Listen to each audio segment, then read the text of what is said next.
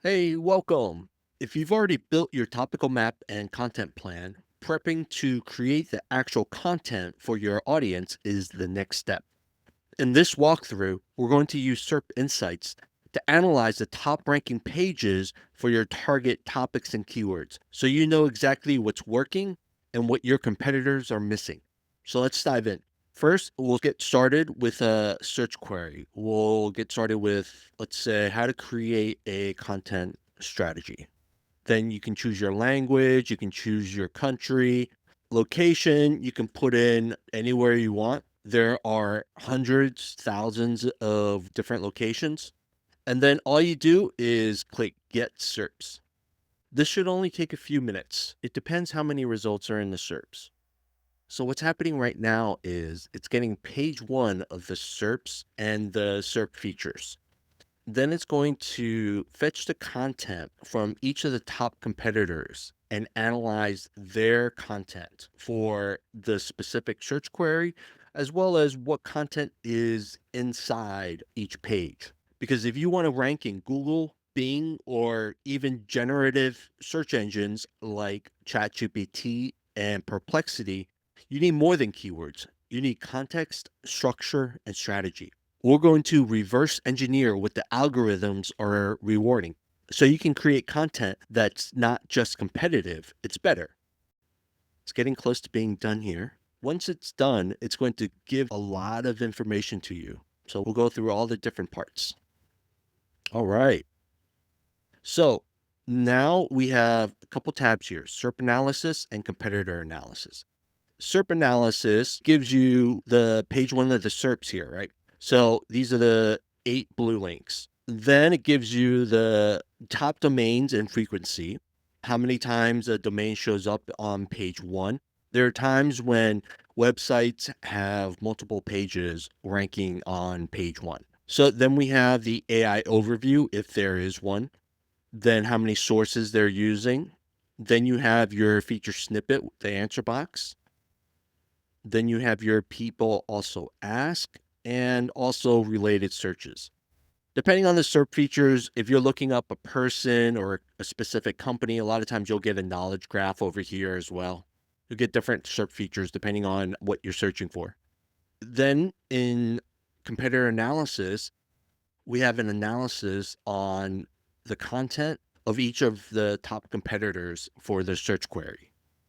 Okay, so we can see HubSpot here, Mailchimp, and then Group, all the different ones, Neil Patel, and then of course we have Quora, and I saw Reddit up here. A lot of times Reddit doesn't always scrape well. It's hit or miss, but in this case it did work. So what we're going to do here is let's just go ahead and take a look at the top competitor. We can see how many words they have, how many links they have, internal and external links they have on that page. A lot of times that does include a lot of the header links and footer links. So it's not always just the main content. Depending on how the site is built, we can sometimes get just the internal links in the main content, but not always. How many images there are, how many videos there are. In this case, Coursera has no videos. And then we have an AI summary of what this page is all about. And then we also have an analysis of how well it matches the search query, which is how to create a content strategy. Here's a button to hide the settings. You can also click that if you don't need to see the settings anymore. This page answers it pretty well. And then you can see here, Reddit doesn't really address the search query of how to create a content strategy, which makes sense because it's a forum. We could see Quora down here also does not really cover everything, especially compared to all these others. You can see a 9 here, a 9 here, an 8 here, an 8, a 10, HubSpots, a 5, a 9. And then you can see the main topics covered in this piece of content here. And next, all we do is click on it and you'll get a nice little pop-up. It gives you a lot more analysis here and insights into this piece of content. And it does use the AI that is based off of the AI chosen in the sidebar. So for this, you can see that the targeted search query, how to create a content strategy.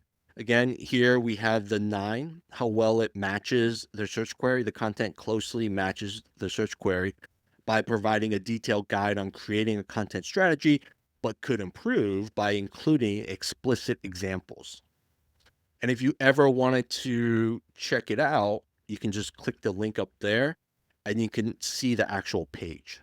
But I'll show you shortly, you don't need to click through to the page in most cases. Continuing on with analysis, again, we have the summary. Then we have tone of voice. What tone of voice is this piece of content, the buyer's journey, the search intent, the content type, the content structure, how readable it is, how organized it is, how good the headings are. You can see down here the heading structure. We extract all the headings out so you can see how they're structuring their content.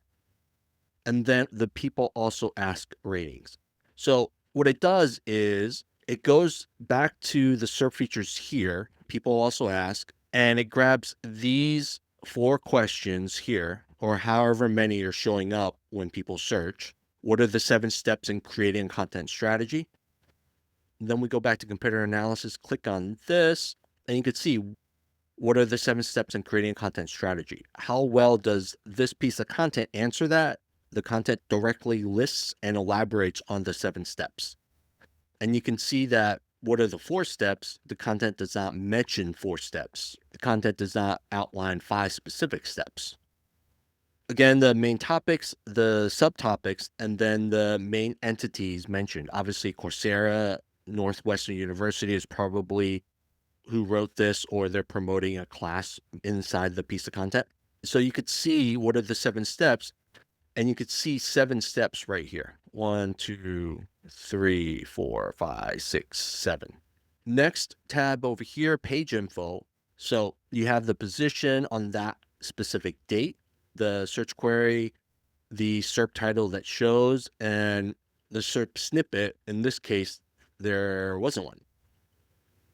Let's see, was you could see Reddit has a SERP snippet here. And then from page content, which is different from the SERP data, this is actually from the page's HTML code. So we have the title tag, the H1 tag, and the meta description that they use. And it's good to see a lot of times where you could see Google or a search engine might use a different SERP snippet compared to the meta description that the creator uses. Here, more content stats, the publish date, when it was last modified, so you can see how fresh this content is. The link and media stats, the internal, external links again, the images and videos. Then you have the content metadata. So if you click this, you can collapse the panel or you can just click it to open it. So it gives you a lot of the metadata, the canonicals and meta description again, the favicons, the titles, viewports, and all these other OG tags, Twitter tags and stuff. And then, of course, the schema data. All this structured data helps search engines like Google, as well as ChatGPT and all the AI search engines, understand more about this page, who created it, when it was first published, last updated, all the different things that are inside this. Then we have our full content. This is where we try to extract what the page shows. So you could see Coursera has a little bit of a wonky HTML, and it could be a pop-up that showed. So what we do is we offer 2 views here, the HTML view and then a markdown view. So you can see in the markdown view, you can actually see a lot more of the content. A lot of times, depending on how it's built, you'll see odd code here and there. But for the most part, here is the data. What is a content strategy? What is a content strategist? And this is the same thing. What is content strategy? What is a content strategist here? Why is content strategy important? So you could see the Northwestern logo. All right, and then in the links and media, scroll all the way up. We have, again, the media. Then we show all the links that they have, including their alt text. So if you click this top bar, basically, you can collapse it. Because they don't have any videos, there's no video links. You could see all the internal links they link to and all the external links. So you could see what references they use.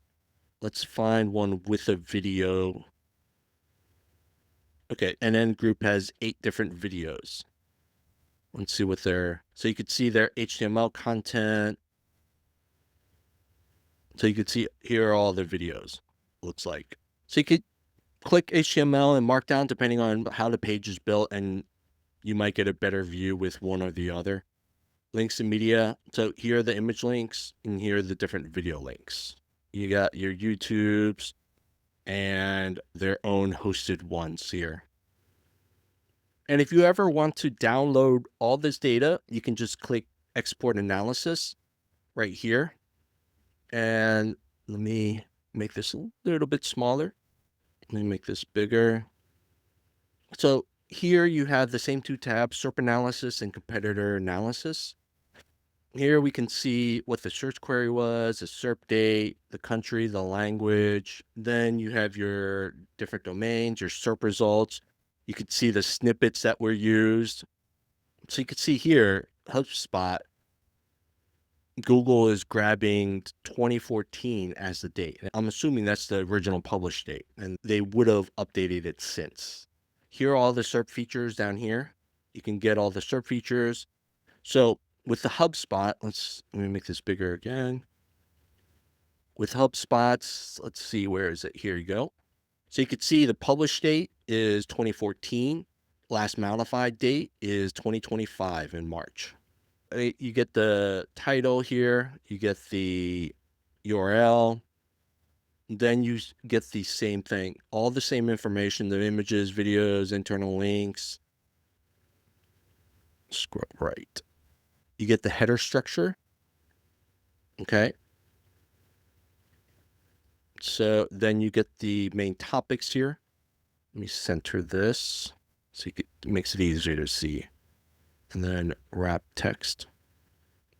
And obviously the AI summary is going to take up more space. You get your subtopics, your AI summary, your tone of voice, buyer's journey, search intent, content type, readability, content organization, headings quality, PAA ratings, and how well it answers each of the people also asked. The full content itself in Markdown, because it's easier to read than HTML code. The raw metadata, and then the schema. So you have all the information you need here. Then you'll have all your past queries here, and then you have your new query. Anytime you want to start a new one, you just need to click the clear inputs and then clear everything out. There it is. Let's go ahead and load one. The next step now is to turn all of these insights and data into a powerful strategic content brief. And that's exactly what we're building now. Floyi's upcoming content brief tool is going to let you take everything you just analyzed, topic, structure, tone, gaps, and convert it into a ready-to-go brief for writers, clients, or your own team. It's going to make planning and producing high-quality content faster and easier than ever.